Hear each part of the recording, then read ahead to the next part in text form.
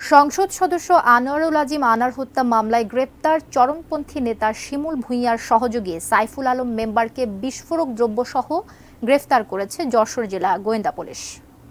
মঙ্গলবার রাত 9:30টার দিকে যশোর শহরের চাচড়া বাবলাতলা এলাকা থেকে তাকে গ্রেপ্তার করা হয়। যশোর ডিবি পুলিশের এসআই বফিজুল ইসলাম জানান, গোপন সংবাদের ভিত্তিতে বাবলাতলার একটি মৎস্য খামার থেকে তাকে 960 গ্রাম গান পাউডার সহ আটক করা হয়।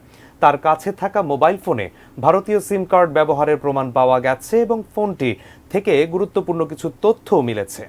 সাইফুল মেম্বারের বিরুদ্ধে যশোরের অভয়নগর এবং মনিরামপুরের একাধিক হত্যা মামলা রয়েছে। সে পূর্ব বাংলা কমিউনিস্ট পার্টির সদস্য ও যশোরের অভয়নগর উপজেলার দামুখালী ইউনিয়ন পরিষদের সাবেক সদস্য। সম্প্রতি শিমুল ভূঁইয়া গ্রেফতার হওয়ার পর সাইফুল মেম্বার ভারত থেকে সাতক্ষীরা সীমান্ত দিয়ে বাংলাদেশে প্রবেশ করে।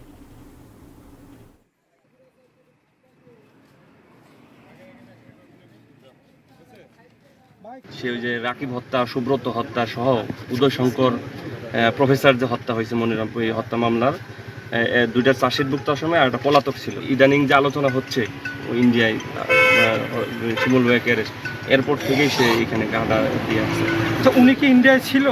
তার নাম্বার দেখে আমরা মনে করতেছি এবং ইন্ডিয়ান নাম্বার দিয়ে বিভিন্ন ব্যক্তির সাথে কথা বলতো।